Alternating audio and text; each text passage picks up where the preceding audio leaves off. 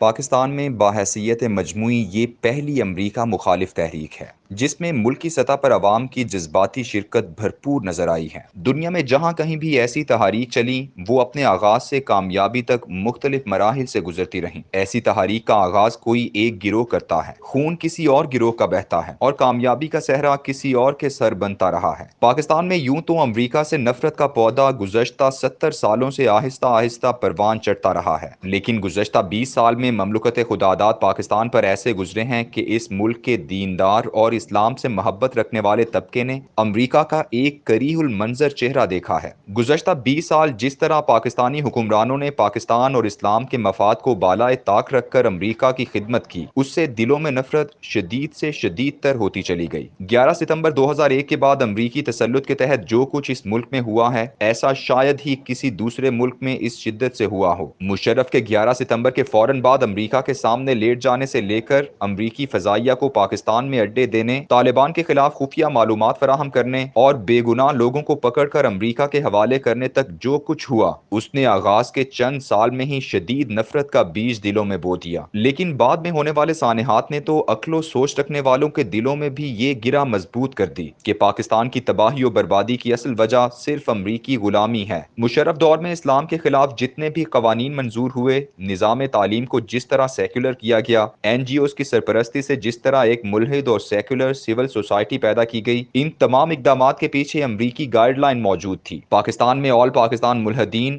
یعنی خدا کے وجود کے منکر افراد کے گروپ میں جو آج لاکھوں لوگ شامل ہوئے، ان کی تربیت، تعلیم و ترویج اسی مشرف دور میں ہوئی جو امریکی باج گزاری کا دور تھا۔ جامع حفصہ اور لال مسجد کے قتل عام سے لے کر سوات و وزیرستان آپریشن تک تمام خون ریزی اسی دور کا تحفہ ہے۔ وہ جو عقل و ہوش رکھتے ہیں انہیں تو پہلے سے ہی یقین تھا کہ امریکہ ہی دراصل ایک ایسا شیطان ہے جو ہر اس راستے کو مسدود کرتا ہے جو اللہ اور اس کے رسول صلی اللہ علیہ وآلہ وسلم کی ہدایت کی منزل کی طرف لے جاتا ہے۔ اس طاقتور شیطان کا خوف ایسا ہے کہ ایک محتاط اندازے کے مطابق یورپ کے تمام ملکوں میں یہودیوں سے اب بھی نفرت پائی جاتی ہے، لیکن یہودیوں نے امریکی قوت کے بلبوتے پر ہولوکاسٹ کے ایسے قوانین ہر ملک میں پاس کروائے ہیں کہ آج ان ملکوں میں یہودیوں کے خلاف بات کرنا قابل دست اندازی پولیس جرم بھی ہے اور اس کی شدید سزا بھی۔ امریکہ کی اس شیطانیت کا ادراک آج سے ٹھیک 44 سال پہلے ایران کے تقریباً ہر سوچ سمجھ رکھنے والے طبقے کو ہو چکا تھا۔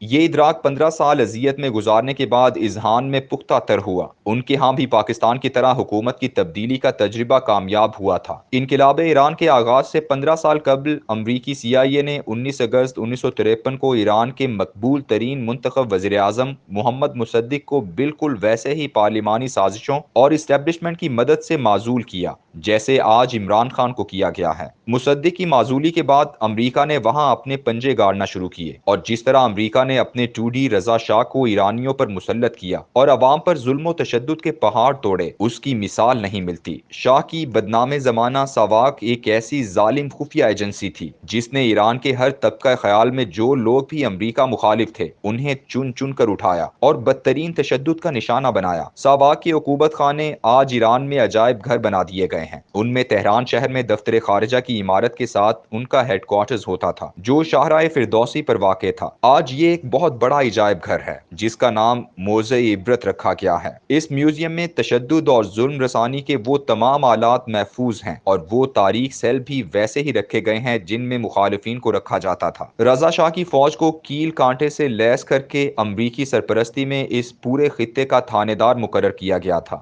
اور وہ یہاں دندناتا پھرتا تھا۔ ان 15 سالوں میں ایران کے کمیونسٹ جو تودا پارٹی کے تحت کبھی منظم ہوا کرتے تھے، جمہوریت پسند جو سازمان فدائیان خلق کے تحت ایک مضبوط گروہ رکھتے تھے، اور انقلابی کونسل جو آیت اللہ خمینی نے بنائی تھی، سب کے سب یا تو زیر زمین چلے گئے یا ملک سے بھاگ گئے، اور جو بچ گئے وہ ساواک کے عقوبت خانوں میں قید تھے۔ خوف کا عالم یہ تھا کہ لوگ اپنے خیالات کا ذکر اپنے گھر میں بھی نہیں کرتے تھے۔ جس کسی نوجوان کو عام پینٹ قمیض کی بجائے جینز پہنے ہوئے دیکھتے ملتے, کوئی بال بڑھائے ہوئے نظر آتا, اسے فوراً کمیونسٹ یا سیکولر جمہوری ہونے کے شبہ میں گرفتار کر لیا جاتا. اسی طرح جو شخص بھی زیادہ مسجد یا امام بارگاہ, جسے ایران میں حسینیان کہتے ہیں, وہاں جاتا ہوا نظر آتا, اسے اٹھا لیا جاتا. یہ زمانہ نہ کمپیوٹر کا تھا اور نہ ہی انٹرنیٹ کا, اس لیے اگر کسی کے گھر سے کوئی انقلابی لٹریچر برآمد ہوتا تو پھر اس کی رہائی ناممکن ہوتی. ایک پمفلٹ پر 5 سال قید, کتاب پر 10 سال اور دونوں برآمد ہونے پر عمر قید تھی. سوا کی یہ تمام بدماشی اور غنڈہ گردی تو اس دن سے منظم کیا جانے لگا تھا جس دن سے امریکی CIA نے مصدق کی حکومت کو اپنی رجیم چینج کی پالیسی کے تحت بدلا تھا اور پھر وہاں شاہ کی ایک سخت گیر حکومت قائم کی تھی. اس حکومت کی سخت گیری کی وجہ سے 15 سال ایران میں لاوا پکتا رہا اور وہ ایک دن آتش فشاں بن گیا. یہ لاوا 9 جنوری 1978 کو ایران کے مذہبی شہر قم میں ایک مختصر سے جلوس کی صورت برآمد ہوا, جس پر سیکیورٹی فورسز نے فائر کر کے 5 لوگوں کو شہید کر دیا.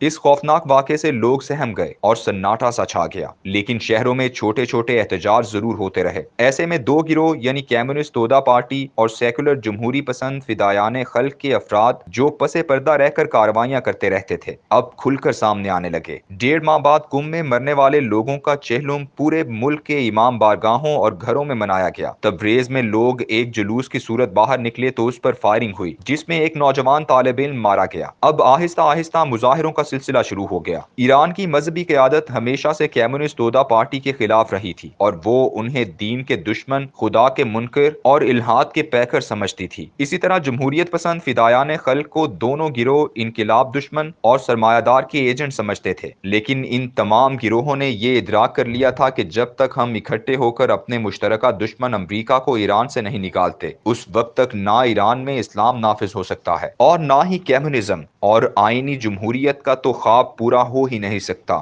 جاری ہے.